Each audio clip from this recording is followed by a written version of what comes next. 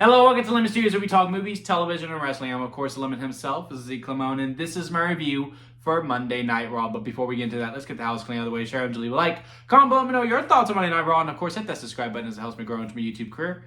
I would greatly appreciate it. Now, all that out of the way, let's get into it, shall we? So, our last show at 7 a.m. My time, we go back to normal time next week, is now the post-show Crown Jewel. And, we've been talking about how WWE has some momentum. And it really does feel like that feeling is starting to come back really on Raw. SmackDown, it's starting to get there. We'll see how it goes on this Friday night. But really, this Monday, the past Monday, everything we did at Crown Jewel really has really restored that feeling of when all of us started to fall in love with WWE again. From that run of 2023 and 2024, we're focusing on the narratives. It's not about, the shock moment, even though this ending episode had a real shock moment as well, which is probably what we're going to kick off with. But there seems to be a purpose behind it. There's a reasoning behind it. I actually have faith that there might actually be a plan behind it moving forward. So yeah, kicking off with the Vision coming out, with finally getting them a Titantron, which I thought was really smart, especially with how we were going to end this episode of Raw. Seth coming out is just on the highest of highs, right? Has the Crown Jewel Championship. Talking about how he doesn't need anyone. He never needs anyone help. He always did it on his own. Again, just really feeling the high from Crown Jewel. And Braun Breaker looking back at him like, the hell are you talking about? And talking about how WrestleMania he won on his own, even though he didn't. He's being a really big hypocrite. He's like full on really embracing becoming like Roman Reigns. Hell, he even did the microphone thing that Roman does, which I think is going to help within their feud. Whenever we do get to it, I still hope that is the plan for WrestleMania 42. And then, we get to the triple threat number one contenders match. Fun match between CM Punk, LA Knight, and Jey Uso. I kind of wanted Jey Uso to be a little more serious in that triple threat match for me personally, especially, with everything that we did with him earlier in the night. Again, I think a more stern Jey Uso was probably more called for than, when he came out. He was still doing the yeeting. He was still being happy fun. We did encore and all that. He was the pure baby face Jey Uso that we've known for the past couple months, but I think we should have kept him in that little tweener zone that he was flirting with these past 3 weeks. But minor criticism there. Fun triple threat overall. CM Punk gets the win, and now it's clear it's CM Punk versus Seth Rollins again. Seth comes out, Breaker cleans house along with Bronson. Tsunami's Punk, he's dead in the water. They throw him out. They stand tall. You see the executive producer mark comes up, but we get a post-credit scene, and Breaker spears Rollins. Bronson tsunamis Rollins as well. Paul raises their hands up, even though he seems very perplexed by it. Now, I will say, because I almost made it all the way through without no spoilers, because I had work this morning, right? And I had a friend who also had work that following morning. And, he got off, I got off, watched Raw, not together. We were watching our own separate times. And, he got to start it at a different time than me. So he got to the ending before I did. And, I was actually watching it all the way through. And he sends me a text because, again, we were trying not to be spoilers, but, it was a big moment, right? So I'm not mad at him by any means, but he texts, shock ending. I'm like, interesting. First, I'm thinking, okay, so maybe they give the ball to Jey Uso or they give it to LA Knight, because I was pretty sure CM Punk was going to win. But he sends that text. I have that thought. And then there goes the backstage segment with Paul Heyman and Seth Rollins talking about, we're so close. This is the greatest moment of my life. Here come the Bronze coming in saying, my child being born, me marrying my wife, Paul looking super happy, and seeing y'all grow. We're right there. He's really hammering home how this means so much to him. And it was with that text and then that promo, legit a 1-2 punch hitting me, that I was like, oh, they're going to break up. That's literally how it happened. Now, I would like to think, now we won't know unless, we get an interdimensional portal, and for some reason I use it to see if I don't check my phone when he texts me, shock ending, if I'm still able to connect those two, because it's really on the nose when you really think about it. How he's just like, this is the greatest moment in my life. I'm so happy for y'all. I love y'all so much. Y'all are the greatest thing that ever happened to me. This is up there with my wife and my child being born. Y'all are the greatest thing that ever happened to me. Just really hammer it home, like they're gonna break up at the end. They're gonna break up at the end. It seems very obvious, but I am going to give credit to the text message that my friend gave. But I will say it is probably the right time to do it. Because it was when we did the ruse of the century, which now there may be another ruse of the century, right? Where we saw Seth Rollins, you see the pictures, he's in a sling, and there's a lot of talk with his arm and that he may be out for a while. Unfortunately, Seth, with what you did for SummerSlam, I don't fully buy that. I just can't fully buy into it anymore. Now I'm going to think it's a work no matter what. I mean, you could be gone for 6 months. I'm like, damn, he's really committed to the bit. Like, that's really how I'm going to be perceiving it right now. So the way I am reading it, because we sped up this breakup. I really do feel like this was supposed to last until Mania 42. Maybe it was a Raw after Mania 42 type of moment.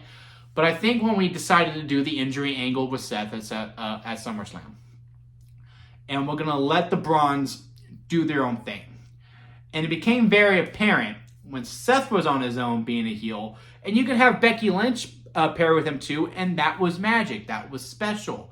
And not to say when the three of them were together, it wasn't magic or special. It was very exciting when all of this started, but it never really hit that second gear, right? And during the road to SummerSlam, when the Bronze were just allowed to be free, really, and they had Paul Heyman with them, like they really stood out on their own. And then when Seth was doing his own thing, especially with that WrestlePalooza build where Seth Rollins was doing his own thing with Becky Lynch, and then the Bronze and Paul Heyman were doing their own thing with the Usos, you can really tell, okay, yeah, there's something there with their individual, but when they're together, the Bronze just feel like background characters to Seth. And I don't think that was intentional by any means. I mean, yeah, of course, Seth is the main character. And, the pairing of Seth Rollins and Paul Heyman was always kind of an odd one, a little bit of a head scratcher after WrestleMania, because Seth doesn't need the mouthpiece. He just doesn't. Now, not to say Roman Reigns needed a mouthpiece either, but, it was different with Roman, right? He was the big dog. He was... he wasn't the head of the table yet. He was a pure-on babyface, and the presentation of the big dog, even though I liked it, I'm one of the few people who liked the big dog character, was always a fan of Roman Reigns, and I can honestly claim that I still have the I Can, I Will shirt, if you remember that from the road to WrestleMania 31, when we was talking about he was going to build a condo in Suplex City. Horrible line. But again, that's how much I like the big dog character. But it was different. Using Paul Heyman was to really shove that new showcase of Roman Reigns, to show that head of the table, the tribal chief type of character. While Seth, it was just like, oh, he's heel. Like it was just one of those things. So yeah, it just never really. I don't want to call it a failure. I do see that online after I got done watching it, and I unmuted everything so I can actually see what everyone was talking about. A lot of people's like, oh, the vision overall was a failure or it's a work. I can understand why you think that. But to me, I just think, hey, they got to where they needed to a lot faster than we anticipated. So why wait? You know what I mean? Like, they already got to that level. Bronson Reed literally beat the unbeatable. And that's another minor problem I have. It's that Breaker held the title, right? And I don't mind Breaker holding the title. I don't. But it was that Bronson didn't seem to have the problem with Breaker holding the title. If I'm the booker, which thankfully I'm not, but if I'm Triple H and I'm showcasing, okay, we're going to go ahead and speed up the breakup here. The Bronze already got their own thing. They're going to go with Paul Heyman. Seth, it doesn't really mesh with each other. You're going to go and do your own thing. Maybe Becky can be your she's not a side piece, but your partner, while they're going to go in their own direction. And that just seems to be where it's better for all individuals here. Bronson should be looking at Breaker going like, why do you get to lead? Why are you going to claim the title first?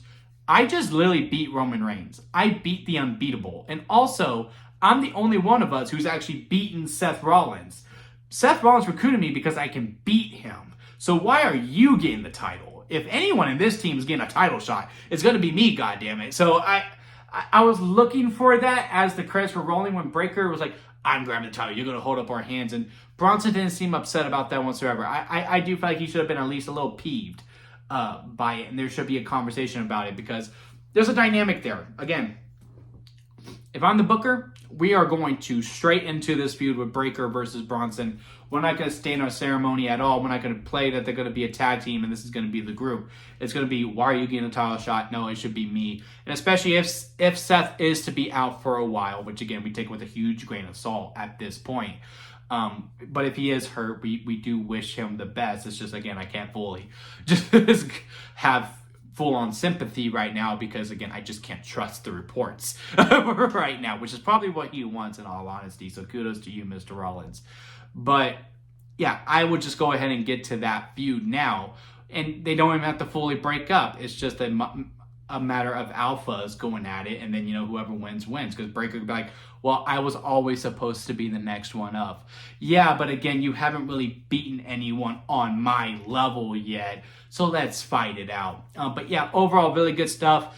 Again, really excited for the future. There actually seems to be a lot of plans. I mean, next Monday, 4 of the 5 champions on Monday Night Raw are going to be competing in matches, and 3 of those titles are going to be on the line. The World Tag Team titles are actually going to be defended against AJ Lee. Well, technically AJ Lee. Dragon Lee and AJ Styles versus the Judgment Day. I'll be honest, I would probably go ahead and pull the trigger and just give it to AJ Styles and Dragon Lee. And, kind of do what Sami Zayn is doing, just do an open challenge every single week. We get U.S. singles matches on Friday nights. You get tag team, World Tag Team title open matches on Monday nights, and there could be a little bit of a balance with that because, again, we need to do something with those tag titles if we are going to keep the tag divisions separate. We need to do something with it.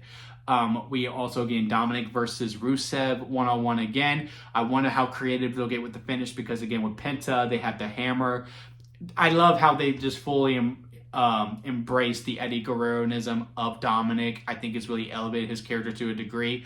And also with the rumor that he is going to face John Cena, at Survivor Series. I think to continue to implement that too, to get more creative with the finishes is also going to help as well. And I really don't know who should win because I do want John Cena to be the Grand Slam champion, but I think it would do wonders for Dominic if he's able to pin John Cena, whether it's by hook or by crook.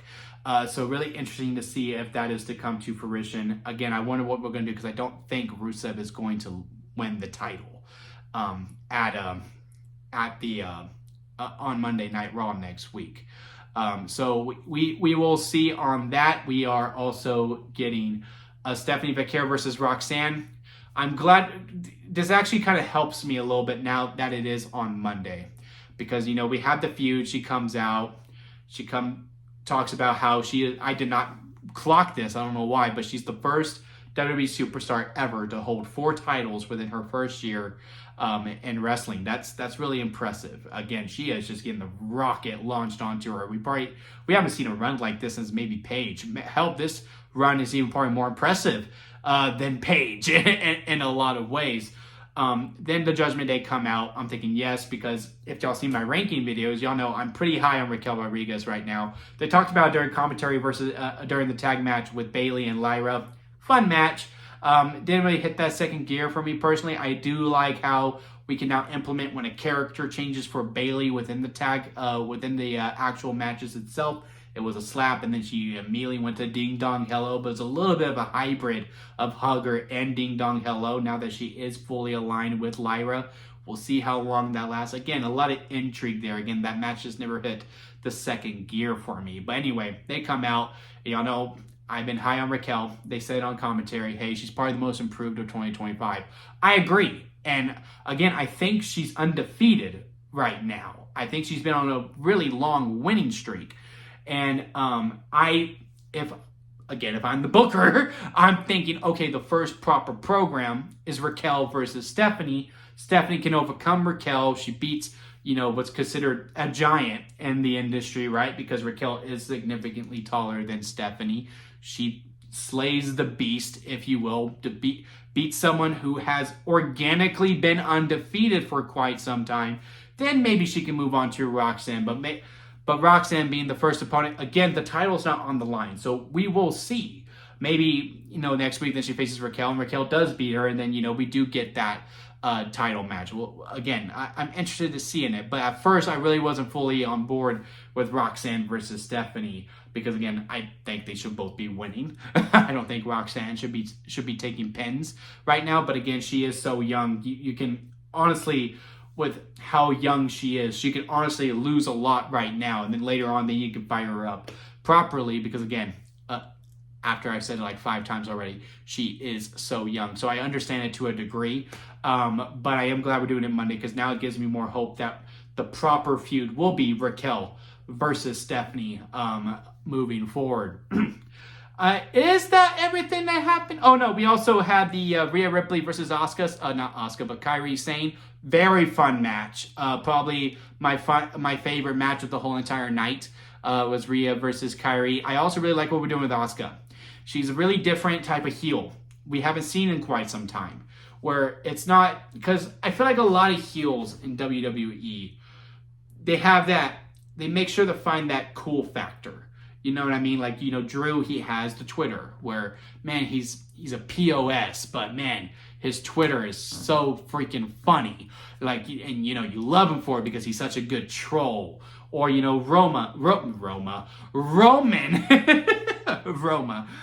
Roman Reigns has the aura, if you will. At some point, the head of the table was just so cool. He has that factor. Kevin Owens has the fourth wall breaking as a heel. I can go on and on and on. While Asuka, she's just a POS. She's just a piece of shit. There's nothing really redeeming about her whatsoever. I mean, the poor Kairi. But yet you can't fully feel sorry for Kairi because, again, she keeps defending Asuka no matter what. Asuka is going off on her. You caused us the loss, even though Kairi was the one who pushed her out of the way, sacrificed herself so that Asuka didn't take the pin. They made sure to talk about it on commentary as well. Really did appreciate that. And then she smacks the hell out of Kairi. And boy, you felt everyone in the arena. I felt it on my TV that her heart was just breaking. When it happened, it was just, damn, it was really brutal stuff. And then everything that she was doing on the outside of the match as well. I guess we got to do a tornado tag style match between the 4 of them now. Since the Kabuki Warriors got to stand tall, the feud is obviously going to continue. I kind of wanted them to go their separate ways at this point. I wanted Rhea to do something else. And then it was Io versus Asuka properly. I think we need to get to that match properly. Relatively sooner rather than later than stay within these tag matches for the most part. I don't get me wrong, I'll take another tag match between the 4 of them. They're all talented. Like I said, Rhea versus Kairi was my favorite match of the night tonight. But again, I think the finishing point needs to be Rhea, I need to beat Asuka on my own. I need to fight her. And, Kairi can get involved, or maybe this is when Kairi finally stands up for herself, but like, nope, you're going to take her on by yourself. And, we have this proper one-on-one between them. What else happened on this episode of Raw? I think that's it for the stuff to really take note of. But yeah, that feeling really is starting to be fully restored. I guess we can go more into the Jey Uso stuff. But, it's kind of what we've been talking about lately. It's really interesting still. I mean, again, the conversation with Jimmy Uso. Jimmy's going to have a match with Bronson Reed. Bronson Reed kind of squashes him, which was the right call to make. That wasn't supposed to be memorable. It was just to show how dominant Bronson Reed is right now. And then, before that, look, you're going to go on your own. And Jimmy like, what? So you don't think I can do this? That's not what I'm saying. And then sure enough, Jey Uso does come out. And again, why I wanted him to be more of that tweener, because he does come out. And even though Jimmy got jumped, Jey is going, you need to lock in. You need to tighten up. Like, dude, I got jumped by 2 dudes. What do you want me to do? And, Jimmy didn't come out when Jey was getting beat up during the breaker. So we'll see how that transpires into next week as well when we are back to normal time. But yeah, besides those things, I really don't know. I can't really call anything else that happened on this Raw, but very good episode overall. If I was able to watch it live at 7 a.m., I would have been happy to. But, I had work, and then I got home, watched it, was able to avoid the spoilers for the most part. And I wasn't even really spoiled. It's just I got a text. I watched this promo, and I put 2 and 2 together, and sure enough, that is what happened. But yeah, excited for Rollins versus Punk, assuming that it does happen, because again, I'm not buying that he is actually injured. I do think this was the right call to make, to go ahead and break up the division now. I don't think we are in for another ruse of the century that, like, oh yeah, we're gonna jump Rollins just so that we get one over on CM Punk. Don't really buy that whatsoever. But yeah, again, a lot of interesting dynamics as we are going throughout the whole entire show. Matches have been really good. I can't really recall, besides Penta, well, no, I guess there was a lot of distractions throughout this whole entire thing, but I've come to expect it now, so it doesn't bother me as much anymore. But let me know what y'all think about this episode overall down in the comment section. Leave a like if you made it this far within a review. I do greatly appreciate it. We're being pretty consistent. We're going over 20 minutes now. That's just showing how intriguing the episodes have been, because now we have some investment within the segments. As for the few months, we could go only like 11 or 15, and we were really trying to stretch out to find what the story beats are. The story beats are there now too, so happy that we are able to go long now. Hope you stuck around this long. Please leave a like if you made it this far. I do greatly appreciate it. And hit that subscribe button, as I am trying to grow into my YouTube career. Don't forget to squeeze the days, guys, because life is too short not to give you all, so squeeze every opportunity that you can. Until next time, I'll see you here at Lemon Studios.